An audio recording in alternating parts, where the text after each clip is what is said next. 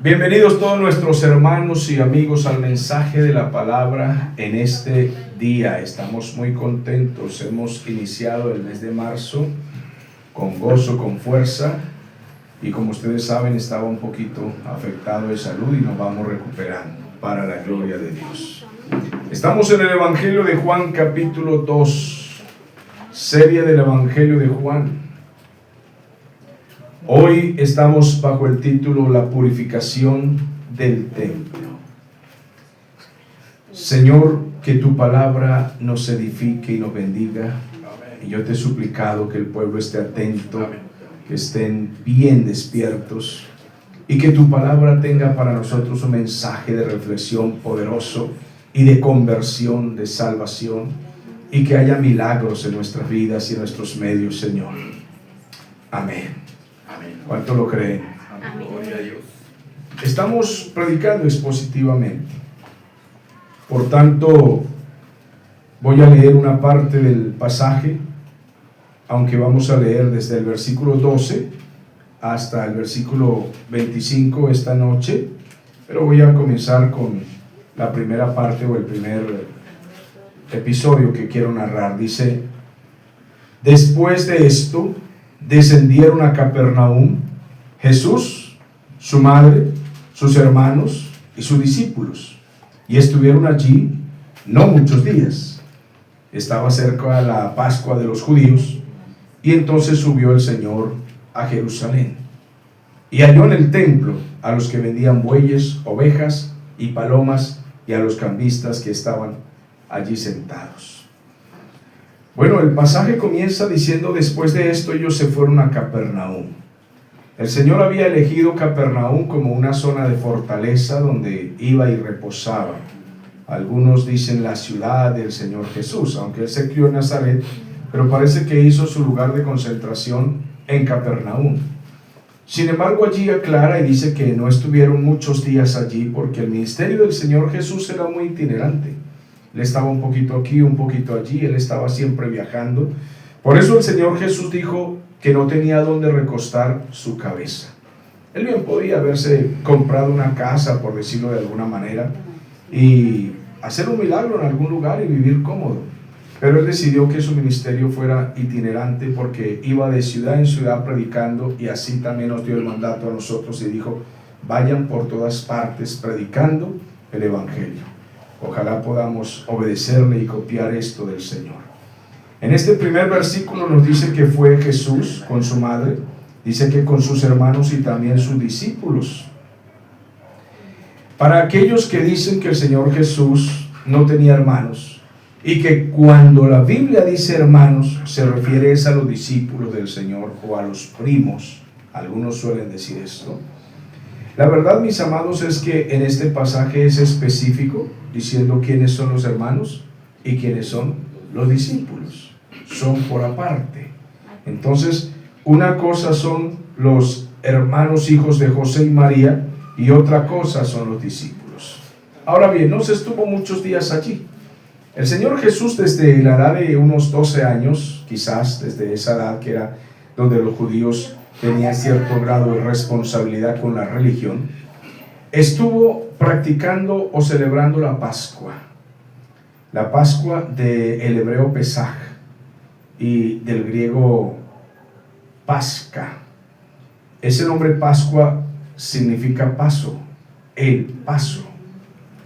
Y es porque esa fiesta recuerda el paso del ángel aniquilador. Cuando allá en Egipto, una noche, ya estaban a punto de salir en libertad y todas las plagas habían llegado, pero faltaba una plaga, un castigo sobre Egipto. Y era el ángel aniquilador, el ángel de la muerte. Este iba a probar la obediencia de Israel para poderlos sacar de allí a que cruzaran finalmente el mar. Y esa última prueba era que sacrificaran corderos, porque ese cordero representaba al Cordero de Dios, y con la sangre mancharan o pintaran los dinteles, las puertas, estuvieran manchadas con la sangre. Este ángel aniquilador, que algunos pensamos en nuestros estudios que es el ángel de Jehová. Es el Señor mismo que viene a pasar revista, viene a ver la obediencia del pueblo. Y la casa que no estuviera marcada con la sangre de Cristo, que no estuviera bajo la sangre del Cordero, porque eso representaba la fe de ellos en el Mesías venidero, el Mesías que venía, entonces sería aniquilado, igual que todos los egipcios. Total que, bueno, ningún israelita se quedó, ¿sí?, sin esto. Es más, algunos egipcios se convertían, se hacían amigos de los judíos y se convertían al judaísmo. Queremos ser amigos de ustedes, ¿qué tenemos que hacer? Creer en nuestro Señor y dejar los dioses egipcios y estar aquí dentro del pueblo donde está la sangre del Cordero. Y pasó el ángel del Señor, el ángel de Jehová, el aniquilador, aquella noche, y mató a todos los primogénitos. ¿Y cómo lloraron? Entonces a eso se le llamaba el paso, o sea, la Pascua. Desde aquel entonces ellos tenían que celebrar cada año celebraban el primer día del año, y ese primer día del año era más o menos en abril para nosotros. Para ellos era el primer día del año. Para nosotros que usamos otro calendario, por eso es que la llamada Semana Santa se celebra ¿cuándo? Precisamente para esa fecha. ¿Van comprendiendo? Porque desde esa época se dijo que esa era la fecha. Y el Señor Jesús cumplía la religión judía. Acuérdese que cuando el Señor murió en la cruz del Calvario, Él dijo: consumado es. ¿Qué quiso decir? Que Él cumplió. Y una de las cosas que cumplió fue precisamente la ley. Él celebraba las fiestas. Y esta fiesta era una de las más importantes de Israel. La celebración hasta el día de hoy. Los judíos recuerdan esa fiesta. Y el Señor Jesús cada año celebraba la Pascua. ¿Cuántas veces el Señor vio la corrupción de Israel? ¿Cuántas veces vio la corrupción de la religión de los fariseos? ¿Cuántas veces los vio de mercaderes, de ladrones, de mentirosos, de hipócritas? Desde niño los observaba. Porque ya desde niño al Señor se le había revelado que Él iba a cumplir esta misión. Cuando Él comenzó a tener entendimiento, supo inmediatamente que venía a una misión, porque la deidad estaba en Él. Total que como niño fue creciendo y observando la corrupción y queriendo hacer algo, pero nunca reprendió a los fariseos con violencia, nunca reprendió al pueblo con violencia, porque Él le dijo a María aquel día en Caná: no ha llegado mi hora. Él hubiese querido mucho tiempo antes haberse levantado a reprender, porque el celo de tu casa me consume. Pero no lo hizo, porque Él estaba esperando la fecha, el tiempo en que el Padre le dijera: ya es hora de actuar, ya es hora de entrar en el ministerio, ya es hora de reprender. Total que Él había celebrado la Pascua otras veces. Él había guardado esta fiesta sagradamente. Y la Pascua había que sacrificar un cordero, había que comer unas hierbas amargas, había que comer pan sin levadura. Y se comía esto alrededor de la mesa, toda la familia sentados de una forma reverente. Cuando el pueblo de Israel perdía la reverencia, a veces celebraban esta fiesta como el que celebra una feria. Simplemente era un momento para pasarla chévere, para estar en familia, con la tía. Haga de cuenta como hoy la gente celebra la famosa Navidad. Ellos dicen que es para celebrar el nacimiento de Jesús y compran la caja de whisky, tiran pólvora, se emborrachan y dicen que nace el niño Jesús. Y a costilla del niño Jesús el marido se embriaga y le pega a la mujer. Los hijos se emborrachan y vomitan la casa de la madre que ella ha limpiado. Y la madre, la esclava, cocinando para todos. Y a costilla de Jesús el ruido, la pólvora, los borrachos en la calle y la vagabundería. Y cuando uno le dicen por qué parecen locos, dicen que es que están celebrando el nacimiento de Jesús.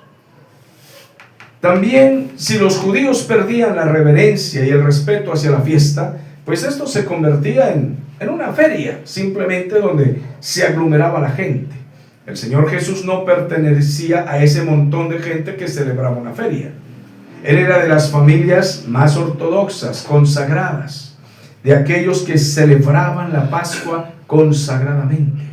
Comer las hierbas amargas tenía el significado de la amargura que el pueblo tuvo en Egipto. El cordero sacrificado representaba al Mesías venidero. Tomaban una copa de vino, dialogaban y oraban en familia. El padre de familia preguntaba, o algún hijo mayor preguntaba al padre de familia: ¿por qué estamos celebrando esta fiesta, padre? Ese era el ritual. Y el padre respondía históricamente. Tenía que conocer la escritura y la historia, porque debía instruir a sus hijos y a su familia el por qué celebraban el paso. El paz. Yo lo digo mejor como en hebreo, el Pesaj. ¿Por qué celebraban esta fiesta? Y él daba la explicación a la familia. Este era un momento devocional. Leían varios salmos, desde el 113 al 118. Vamos a leer uno de los salmos, por favor. Y no solo los leían, los cantaban, meditaban en estos salmos. Vamos a leer, por favor, alguien que me ayude a leer. Siempre necesito un micrófono a la mano. Vamos a leer el 114. Lea en voz alta, hermana, por favor. ¿Listo? Salmo 114. Cuando salió Israel de Egipto, la casa de Jacob del pueblo extranjero, Judá vino a ser su santuario, e Israel su señorío. El mar lo vio y huyó, el Jordán se volvió atrás. Los montes saltaron como carneros, los collados como corderitos. ¿Qué tuviste, oh mar, que huiste? ¿Y tú, Jordán, que te volviste atrás? Oh montes, ¿por qué saltasteis como carneros y vosotros collados como corderitos? A la presencia de Jehová tiembla la tierra, a la presencia del Dios de Jacob, el cual cambió la peña en estanque de aguas y en fuente de aguas la roca. Gracias. Y así también leían y meditaban el 115, 16, 17, 18. Y el 118 dice: diga ahora Israel, que para siempre es su misericordia. Diga ahora la casa de Aarón, que para siempre es su misericordia. Diga ahora a los que temen a Jehová, que para siempre es su misericordia. Desde la angustia invoqué a Jehová y me respondió Jehová, poniéndome en lugar espacioso. Y cantaban los himnos. Esto debía hacerse como un recordatorio muy solemne, muy devocional delante del Señor de todo corazón. Ese era el recordatorio. Creo que nosotros también, cuando nos reunimos, debemos, más que hacer un ritual externo, recordar que este pasaje nos sirva para recordar cómo ellos tenían que celebrar esta fiesta. Nosotros recordamos con nuestras reuniones la resurrección de Cristo, anunciamos la venida del Señor, proclamamos el arrepentimiento a los gentiles, la santidad para la iglesia, y con toda reverencia y temor delante del Señor. ¿Cuántos están de acuerdo? Amén. Entonces, una vez que terminaban esto, se abrazaban en familia, recordando: Israel libre, Israel es libre. Esto debían ellos recordarlo. Ahora, el Señor Jesús, dice, estaba cerca la Pascua de los judíos y subió Jesús a Jerusalén. Y cuando llegó a Jerusalén, él ya no fue como año tras año el visitante común. Ya su ministerio comenzaba justo aquí. Este era el primer año de su ministerio, es decir, las primeras semanas. Dios, dan un poquito de agüita. Entonces el Señor fue, pero ya como el Señor, como el Mesías. Y dice: halló en el templo a los que vendían bueyes, ovejas y palomas, y a los cambistas allí sentados. ¿Qué era lo que estaba pasando allí? Necesito ponerlos en contexto. Puede ser que ustedes han leído esto, algunos lo han meditado, lo han estudiado y otros no. Hoy van a entrar en el conocimiento de esto. Cuando el Señor Jesús llegó al templo, el templo representaba al Mesías. Quiero que esa palabra es clave. El templo era un tipo de Mesías. Pero ellos tenían ahora al verdadero Mesías allí entre ellos, pero no lo conocían.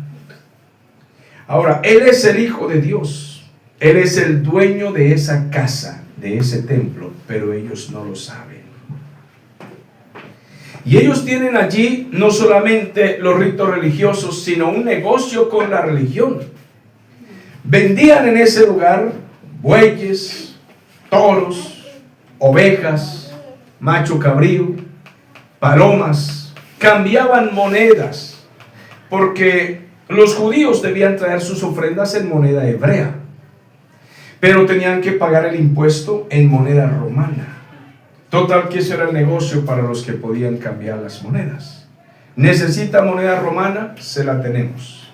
¿Necesita moneda hebrea? Se la tenemos. ¿Necesita para las ofrendas? Aquí hay. Y siempre el cambio de moneda es una mafia, es una corrupción. Así como cuando uno va a la parada y uno ve toda esa mafia que hay ahí. Ahora, esa mafia que ustedes ven en ese pueblo de la parada, esa mafia estaba metida ¿en dónde? Vean ustedes, ¿qué les parece? Esa suciedad inmunda la habían metido adentro de la casa de oración. Yo quiero que usted se imagine toda esa gente haciendo todo ese negocio en el templo. Perdón. Pero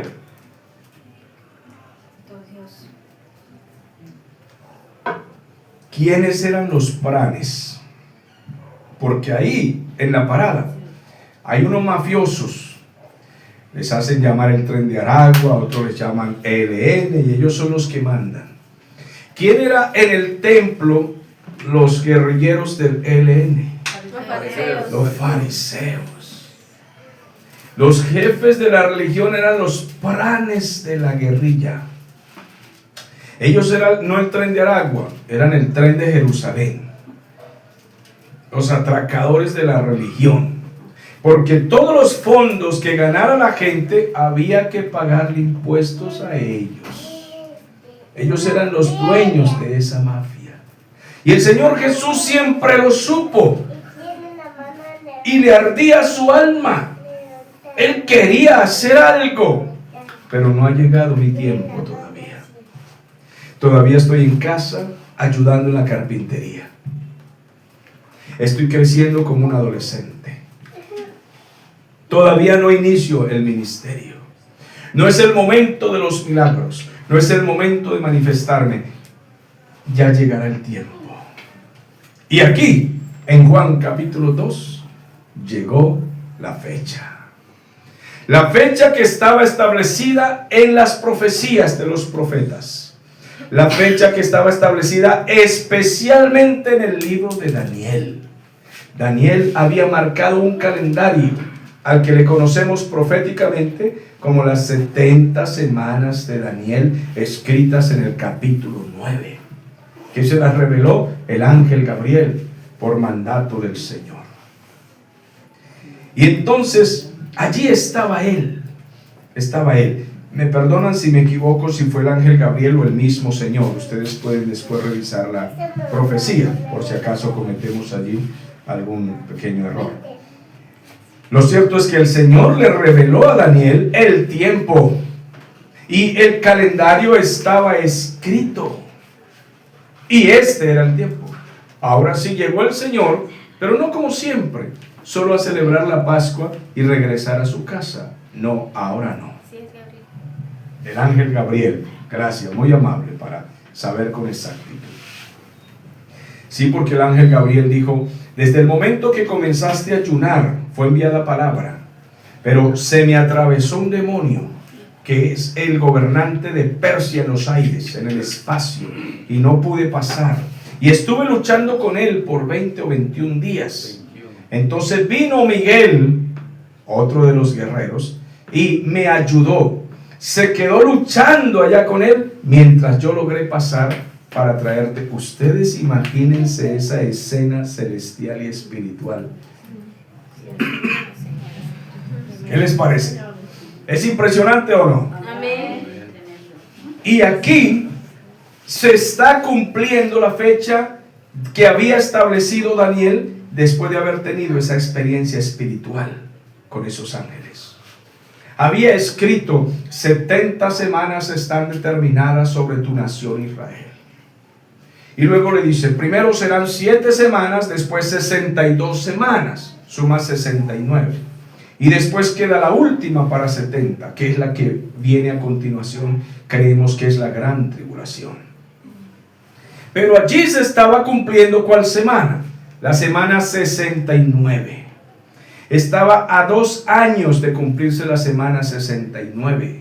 El Señor estaba en su primer año de ministerio, en sus primeros meses de ministerio. Y llega el Señor y encuentra a todos estos tipos mafiando dentro de la casa. Dice la palabra del Señor: el Señor hizo un azote de cuerdas. Ahora, ¿de dónde sacaría las cuerdas y los lazos el Señor, que hizo allí un entramado, enrolló, dijo: ven, présteme esas cuerdas ahí, fulano, y agarró las cuerdas y enrolló?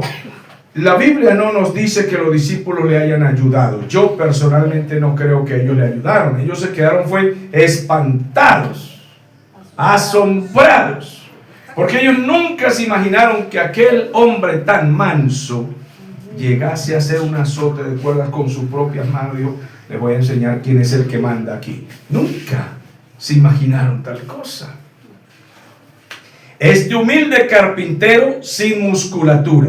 Su musculatura era de un hombre normal, dice el profeta Isaías, que no era un hombre de gran hermosura. O sea, que no era ningún Schwarzenegger ni nada de eso. Era un hombre común, carpintero. Fuerte como los hombres del pueblo. Trabajador, eso así. Tampoco es que era flojo, él era fuerte como los del pueblo. Pero no era un hombre llamativo, gigante, karateca, luchador, nada de eso. Nada de eso, era un hombre común. Y agarra y comienza a azotarlos. ¿Pero de dónde sacó las cuerdas? Bueno, cuando él vio que tenían ahí todos los vacas y todo, dijo: con esas mismas que ustedes le dan al ganado, les voy a dar a ustedes sinvergüenzas. ¡Ja! Y las enrolló el Señor y comienza a dar azotes para todos lados. Ahora, la conciencia de los vendedores los acusó. No sabían quién era él, pero cuando él los agarra a rejo, su conciencia los acusa. Ellos se dan cuenta que están haciendo mal. Si no estuviesen pecando, ¿qué hubiesen dicho contra el Señor? ¿Y usted por qué nos pega? ¿Qué estamos haciendo de malo si esto está permitido dentro del templo? Pero ellos sabían. ¿Quién es este? No sé, pero corramos porque el rejo nos viene por las costillas. Y el Señor empezó a azotar para todos lados latigazos. Dice la palabra del Señor. Y haciendo un azote de cuerdas, echó fuera, mire, los sacó del templo. ¿A quiénes? A todos. Y también a las ovejas y a los bueyes. ¿Y qué esparció por el piso? Las monedas de los cambistas, y les volcó las mesas. Y de esta manera el Señor muestra desprecio por el dinero. No es que el dinero no es importante, es que para el Señor no es lo más importante. El dinero es lo más importante para muchos de nosotros, llenos de avaricia, llenos de codicia. Que estamos pensando en tener y en tener y en tener. Que Dios nos libre de la codicia, ¿verdad? Y de la avaricia. Y que aprendamos a trabajar honradamente y a conformarnos con lo que el Señor nos va dando y nos va prosperando. Es suficiente. Y que veamos como el Señor, en cambio de agarrar toda esa plata y echársela al bolsillo y decir: mala suerte, perdieron. Esta casa es mía. No, él tiró por el piso todos esos dólares. Todo eso, dijo: ¿en qué convirtieron esto? En la parada, cueva de ladrones. Esto no es una casa de mercado. Y los azotó, volcó las mesas, tiró todo. Y le dijo a los que vendían palomas: quiten esta jaula de aquí, saquen estos pájaros de aquí, antes que desparramen también esos pájaros por ahí. Los trató con más misericordia a ellos. Y no hagáis de la casa de mi padre casa de mercado. Cristo estaba dando aquí dos señales importantísimas. Una, mostró que Él tenía autoridad en ese momento, porque nadie podía hacer eso a menos que tuviera autoridad. Pero Él estaba mostrando que tenía autoridad. Pero no solo eso, dijo, esta es la casa de mi Padre, o sea que yo soy Dios, el Hijo de Dios. Estaba mostrando esto. Ahora, algunas personas vayan aplicando a su mente, a su espíritu la doctrina. Porque algunas personas han preguntado cuál es la blasfemia contra el Espíritu Santo y por qué los fariseos se perdieron. Y yo he tratado de explicárselos de mil maneras y algunos entienden, otros no. Vuelvo a explicarlo. Los fariseos eran los estudiosos de la Biblia juntamente con los escribas. Ellos tenían conocimiento y tenían que conocer los tiempos y las señales del Mesías. Nadie podía hacer eso a menos que tuviera autoridad. Y Él les está diciendo dos cosas. Lo hago porque sé quién soy. Esta casa es de mi Padre. Ellos tenían que indagar inmediatamente en las profecías que se estaba cumpliendo sobre Él. Pero simplemente ellos no podían permitir que un hombre que de la noche a la mañana resulta diciendo soy el Mesías, les quitara un tremendo negocio. ¿Qué vamos a hacer con la venta de ganado? ¿Qué vamos a hacer con la venta de monedas? ¿Qué vamos a hacer con un pueblo al que tenemos manipulado? Porque tenemos la amistad de Roma debido a que le tenemos el pueblo amansado. Tenemos borregos ciegos. Todos los jefes de religión les gusta tener borregos ciegos, cópienlo. Borregos ciegos, ignorantes. Las iglesias que se convierten en templos de negocio son iguales que los fariseos. Esos tipos tienen un montón de ignorantes aplaudiendo todo lo que ellos dicen, todo lo que venden. Por ahí en estos días había uno vendiendo, creo que fue pañuelos y aceite, que lo vi vendiendo. Pañuelos a un precio alto. Y ayer vi a una consejera de Donald Trump que también vende amuleticos de buena suerte y libros de buena suerte que ella escribe, o sea, libros de poder, de prosperidad, a precios altísimos. Hay un libro de eso que ella dice, dame $1,000 y yo oro por prosperidad por ti. Dice, si no puedes darme 1,000, dame 100. Y si no puedes 100, dame 10, pero no te quedes sin dar. O sea, pide y pide y pide. Y es una de las consejeras del señor Donald Trump. ¿Qué son esos? Fariseos. ¿Y qué son los que lo siguen a ellos? Un montón de inútiles ciegos, retrasados, que no quieren abrir los ojos y no quieren entender. Y a los fariseos no les convenía que el pueblo pusiera los ojos sobre este extraño carpintero, que viene derribando las mesas y todo. No vamos a investigar nada. Nicodemo y José de Arimatea, oye, pero ¿qué tal que sea el Mesías?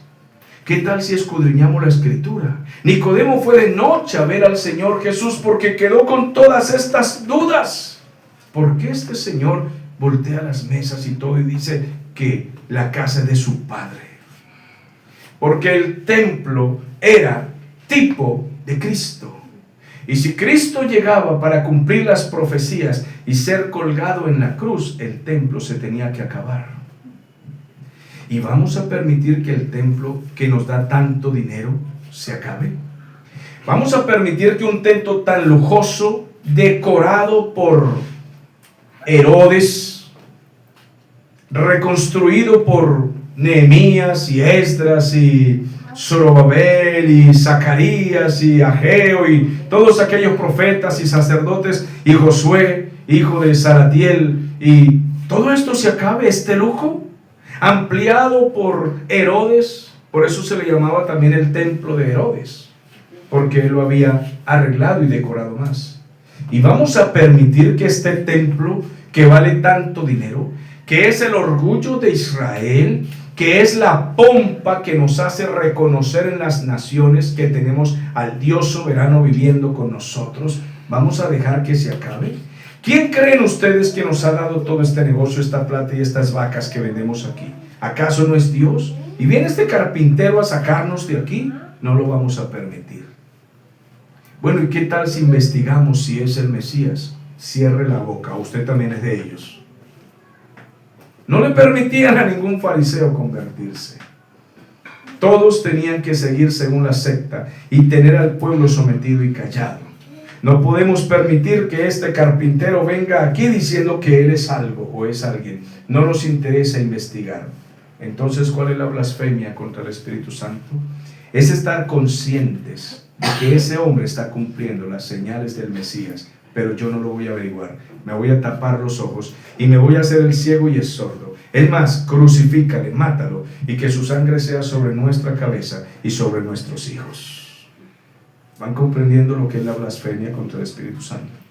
No es como algunos hermanos hoy en día, pues hay mucha ignorancia bíblica, literaria, y dicen, cualquier cosa que digas contra el Espíritu Santo, ya te vas a ir al infierno. Mire, amado, nosotros no decimos nada contra el Espíritu Santo. Nosotros le decimos al desorden que eso no es del Espíritu Santo. Eso no es blasfemia contra el Espíritu Santo. Si yo estoy predicando aquí y ustedes comienzan a tirar patadas y puños y se dan cachetadas entre ustedes y rompen la puerta y gritan y los vecinos vienen a ver qué pasó y ustedes dicen, fue el Espíritu Santo. Yo le digo, no, así de irreverente no es el Espíritu Santo. Así de indecente y vulgar no es el Espíritu Santo. El Espíritu Santo da sobriedad, da poder, da llenura, da claridad de pensamiento y da buen testimonio. ¿Estamos claros? Amén. Entonces eso no es blasfemia contra el Espíritu Santo, eso es poner a la gente en su lugar. Blasfemia es que usted agarre árboles de aquí para abajo, a 3 cuadras termine y tengamos que traerlo a rastras y usted diga que el Espíritu Santo lo sacó a rastras de aquí. Eso es blasfemia contra el Espíritu Santo. Es decirle al Espíritu Santo que él es un indecente. Eso es blasfemar contra el Señor. Sin embargo, no es esta blasfemia que está aquí plasmada en la Biblia. Esta que está aquí es la que hizo condenarse a los fariseos, no querer abrir los ojos, voluntariamente rechazar, no querer entender, no querer investigar, no querer indagar. ¿Quién es este? ¿Por qué no investigamos la Escritura? No, sino que lo desafiaron. Aunque tenemos la sospecha que es el Mesías, vamos a desafiarlo. Y dice la palabra. Entonces se acordaron sus discípulos cuando lo vieron a él esparciendo todo esto, de lo que estaba escrito, el celo de tu casa me consume. Ellos inmediatamente recordaron las profecías. ¿Quiénes? Los discípulos. Dijeron, este tiene que ser el Mesías, mire, porque él tiene celo por su casa. Pero luego, dice, los judíos respondieron y dijeron estas palabras. Mira, si tú eres el Mesías, ¿qué señal nos muestras? Ya que tú haces esto, muéstranos una señal. Y como el Señor Jesús sabía la mala intención de ellos, el Señor Jesús en su mente tiene este pensamiento en ese momento. Dice, estos fariseos hipócritas han leído la Escritura. Ellos son maestros de la ley. Ellos y los escribas conocen una señal. Ellos saben que nadie puede entrar al templo haciendo estas cosas, a menos que tenga la autoridad de Dios. Pero ellos no quieren investigarlo. Entonces, como ellos me preguntan, ¿qué señal hago? ¿O qué autoridad tengo? Yo les voy a poner a ellos un acertijo. Un acertijo.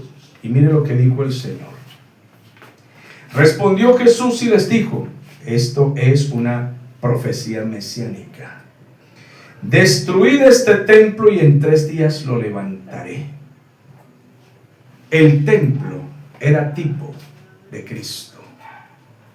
Total que Cristo les dijo a ellos, destruyan este templo y yo lo resucitaré en 3 días.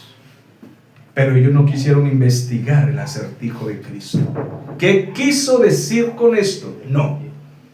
Ellos inmediatamente se fueron a la ignorancia.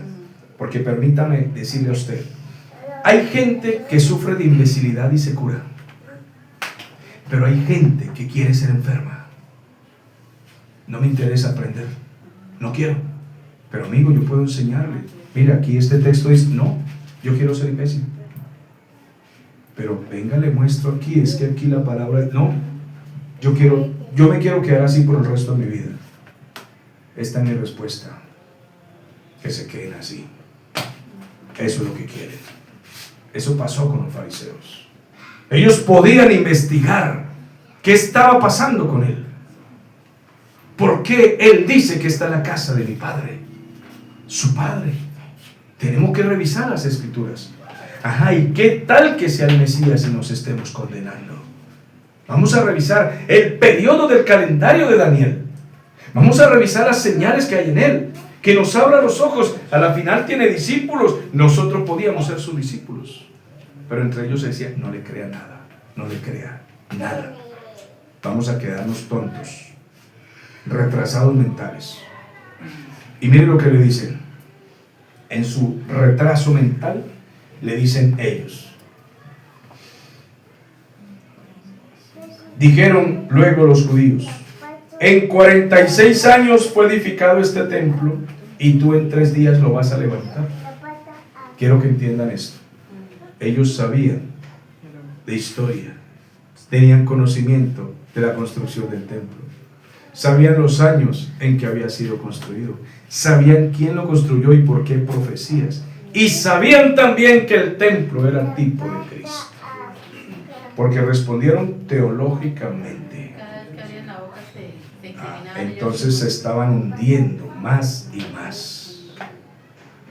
Ellos dicen, este templo fue construido en tantos años, conocemos la historia, conocemos la leyenda, sabemos quién lo hizo, quién lo reedificó, sabemos toda la leyenda. ¿Qué no vas a venir tú a enseñar acerca del templo? Se taparon los ojos voluntariamente.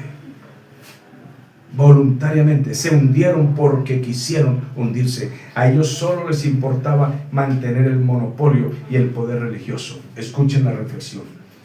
Todo fariseo moderno le interesa mantener el monopolio y el poder.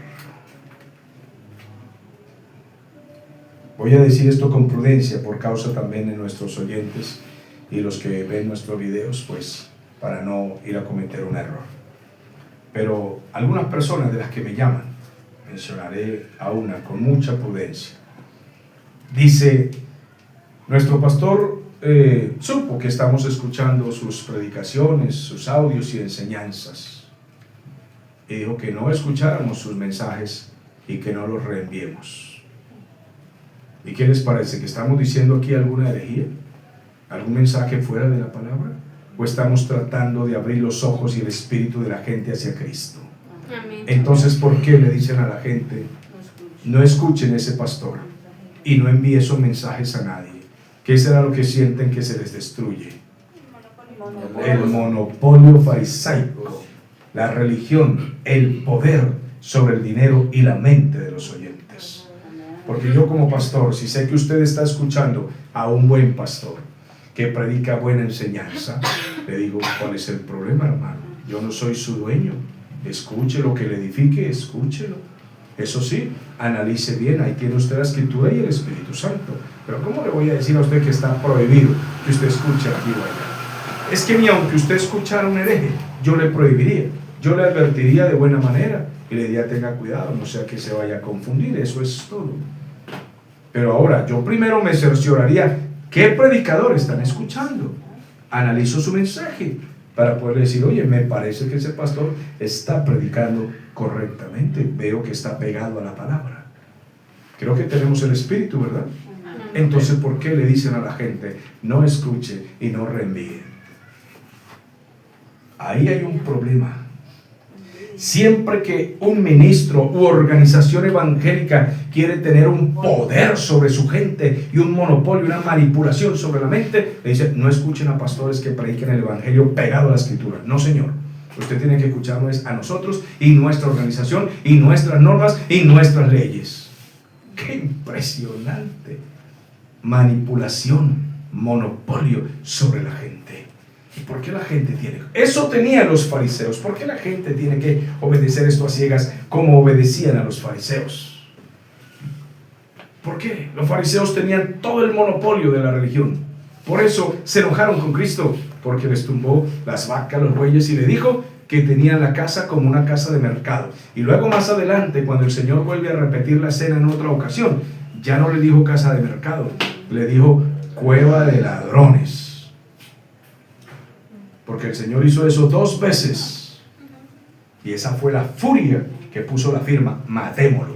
Estamos cansados de que nos voltee aquí la moneda y nos haga perder. No, hombre, matémoslo.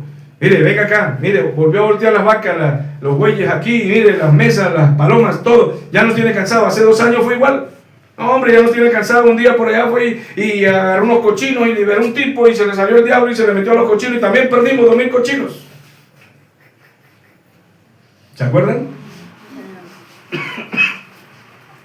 Ya estamos cansados de perder vacas y cochinos. Mátenlo. Así de miserables se portaron con mi Señor. Así de que ellos se tapan los ojos. Y dice la palabra del Señor. Pero Jesús les hablaba, era del templo del cuerpo. Por tanto, cuando el Señor Jesús resucitó de entre los muertos, sus discípulos se acordaron de que Él había dicho esto. Y creyeron la Escritura y creyeron la palabra que Jesús había dicho. ¿Estamos contentos, amados? Amén. ¿Cuántos están aprendiendo aquí? Gloria al Señor, amén. Vamos a leer, por favor, Isaías 56, versículo 7. Me va a ayudar Michael, William, Dayana. Isaías 56, 7. ¿Sí dije correcto? Michael va a leer Mateo 21, en los versículos 12 al 17. William, Jeremías 7, 11.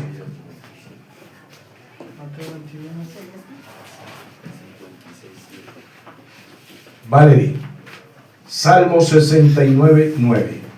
Comencemos por aquí. Isaías 56, 7.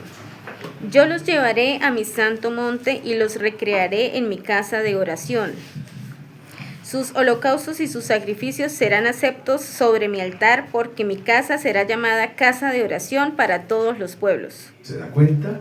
La casa debía ser una casa de oración. ¿Qué deben ser los templos?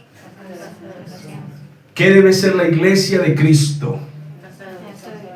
Y nunca permitan ustedes que se convierta en una casa de mercado. Que venden pañuelos a 100,000 pesos porque es del apóstol fulano y tal. Ah, estos renacuados, ¿qué es lo que se creen? No, mis queridos hermanos, no, señor. Y vamos a hablarles clarito a esos señores. Bueno, ¿qué es lo que usted cree? Que aquí hay un poco de inútiles, ignorantes, amigo. ¿Cómo que pañuelos a 100,000 pesos? ¿Qué se cree usted que el sudor suyo que tiene perlas de dónde? Pero nadie se atreve a hablarle a esos señores. No, porque el reverendo, el ungido, yo conozco un ungido, se llama Jesucristo. Pero esos señores haciendo un comercio en las iglesias y convirtiendo los templos en cuevas de ladrones, vendiendo tonterías, que pitos en la puerta. Yo he visto vendiendo pitos y serpientes de caucho. Estoy hablando en serio. En las campañas evangélicas donde hemos ido a predicar, en que el pito del niño que llora. ¿Y esa broma? No, para que se entretengan los hermanitos. ¿En qué no tienen oficio ustedes? Qué impresionante, amados hermanos. Sale uno del culto, de un culto de oración, de meditación como esta, de reflexión, a pitar, como tontos, viejos de 40 que no maduran. No, mis amados hermanos. ¿Me doy a entender o lo digo de otra manera? Porque algunos salen heridos, lastimados, salen dolidos. Y uno llama el miércoles, ¿qué pasó? Estoy en reposo. Y eso, la predicación del domingo, del sábado. Ahí se le partieron las uñas. No, mis amados. Van a convertir las iglesias del Señor en una cueva de lobos. Nada de eso. Casa de oración. A los templos se va a aprender la palabra, a meditar, a reflexionar, a orar, a cantar, a oír testimonios lindos, hermosos, que glorifiquen al Señor. Testimonios bien dichos. No esos testimonios de que yo era grande porque maté a 5 y atracaba aquí, robaba aquí y tenía 20 novias y se glorifican ellos. No, testimonios que glorifiquen al Señor, que exalten al Señor. Debe ser así. Pero estas cuevas de lobos de estos fariseos, convirtiendo la casa en un negocio, casa de oración. Lea, Michael. Mateo 21. del 12 al 17. Y entró Jesús en el templo de Dios y echó fuera a todos los que vendían y compraban en el templo y volcó las mesas de los cambistas y las sillas de los que vendían palomas. Y les dijo, escrito está, mi casa, casa de oración será llamada, mas vosotros la habéis ya hecho cueva de ladrones. ¿Se da cuenta? Esa fue la segunda vez que el Señor entró y dijo, la primera le dije casa de mercado, ahora le digo ladrones. Impresionante. Y vinieron a él en el templo ciegos y cojos y los sanó. Pero los principales sacerdotes y los escribas, viendo las maravillas que hacía, y a los muchachos aclamando en el templo y diciendo, Hosana al hijo de David, se indignaron y le dijeron, ¿oyes lo que estos dicen? Y Jesús les dijo, sí, ¿nunca leíste de la boca de los niños y de los que maman, perfeccionaste la alabanza? ¿Qué les parece esta maravilla de palabra? Pero sí ve que cuando Él sacó la inmundicia comenzaron a ocurrir los milagros allí. ¿Qué sucede cuando se limpian las iglesias? Dios hace maravillas. Dios comienza a salvar a nuestra familia, a libertar, a romper ataduras, a sanar enfermos, a consolar a los débiles. Amados, hay gente incluso que ha asistido a la iglesia. Esta semana me escribió una señora, también debo decirlo prudentemente porque ellos ven de pronto nuestros videos, que la está atormentando algo en su mente y le dice que ya no viva más. Y han asistido a las iglesias. Por eso nosotros no podemos decir, ¿cómo se le ocurre a esa hermana? Es que no sabemos qué situación esté pasando tan terrible para que la mente le llegue a eso. A veces alguien se enferma de tal manera, bueno, se queda solo, se enferma, se queda sin empleo. O sea que piensa, porque el diablo le engaña, que la solución es esa. Se deprime. Y pasar por una situación de esa es común, es de humanos. No es que esté bien, pero es de humanos. Lea. Jeremías 7:11. Es cueva de ladrones delante de vuestros ojos esta casa sobre la cual es invocado mi nombre. He aquí que también yo lo veo, dice Jehová. Así es de que Jeremías ya les había hecho lo mismo. Porque los judíos por distintas épocas caían en el vicio de convertir la casa de oración en una cueva de ladrones. No se cansaban. Y ese primer templo fue acabado precisamente por eso. Y después vino el segundo, que fue en el que entró el Señor Jesús. Era el segundo templo. Y ese segundo también fue quemado. Tito, en el año 70, lo mandó quemar. Y lo destruyó por completo. Y todas las piedras las rompieron. Como el Señor profetizó, no quedaría piedra sobre piedra que no sea derribada. ¿Y sabe por qué rompían las piedras? Porque tenía tanta fama Israel y que tenía oro, que buscaban dentro las piedras por si acaso había oro. O sea que rompían todo de modo que no quedara nada.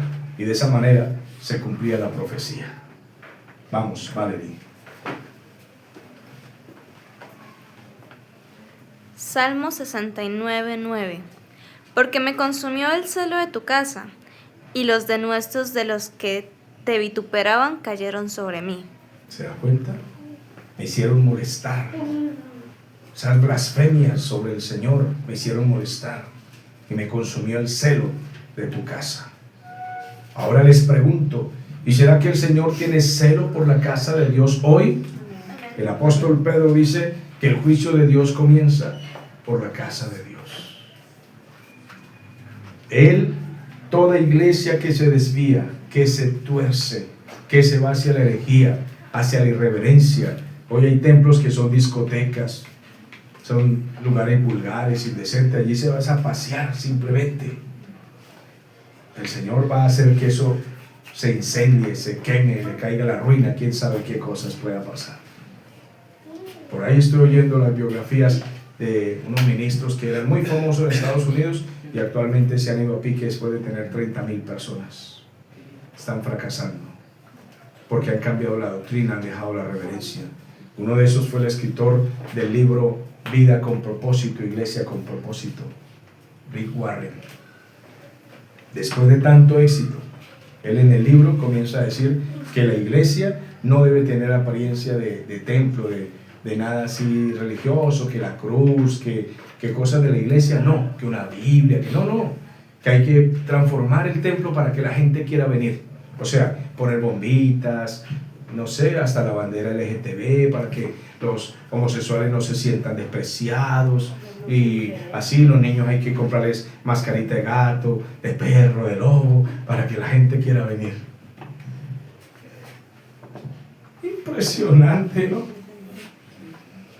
No, mis amados hermanos, porque esas iglesias ciertamente crecen en un momento, se inflan como un globo, pero en cualquier momento se desinflan. Es mejor que sea el Señor el que vaya dando un crecimiento sano y fuerte a la iglesia de Cristo. Amén. El Señor tiene celo por su casa. ¿Vamos aprendiendo? Amén. Versículo 23. Estando entonces Jesús en Jerusalén en la fiesta de la Pascua, muchos creyeron en Él, en su nombre, viendo las señales que Él hacía. Tienen que leer siempre con detalle. Dice que muchos creyeron en su nombre, pero luego añade, ¿por qué creyeron? Porque vieron las señales. ¿Qué era lo que ellos querían ver? Señales. Y eso al Señor Jesús no le cayó bien.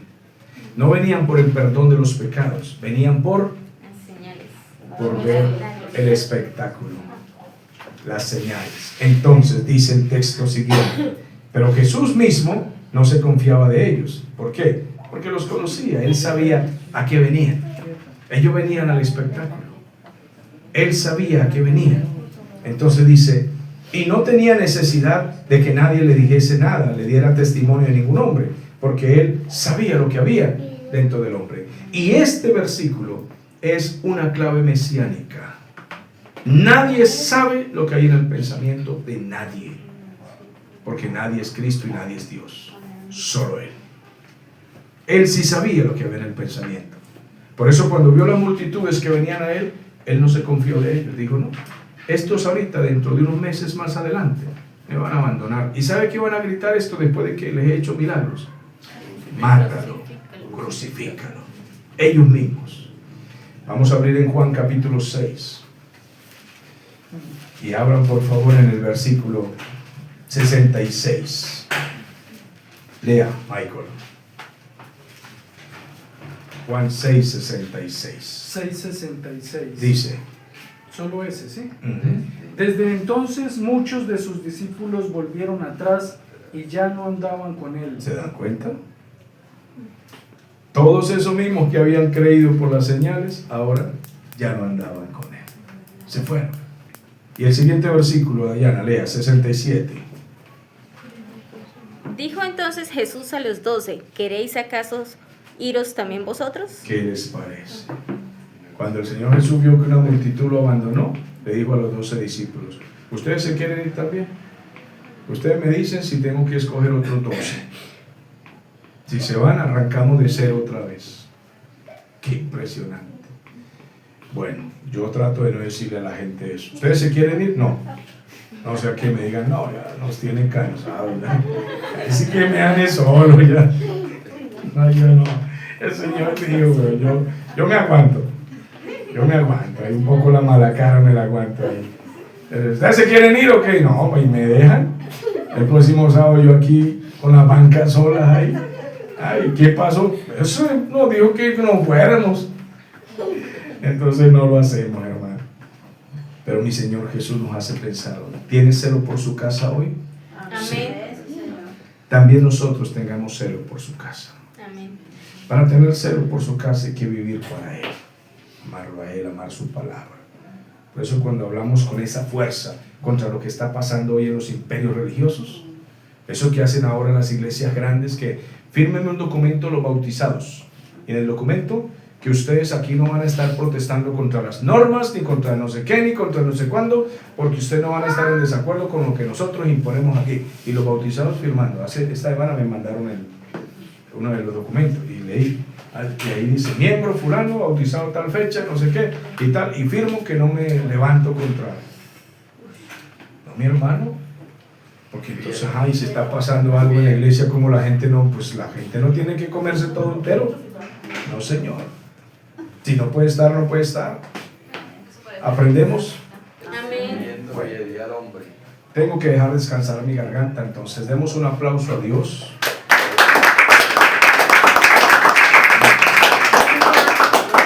Oremos y que Dios los bendiga a todos. Señor, gracias.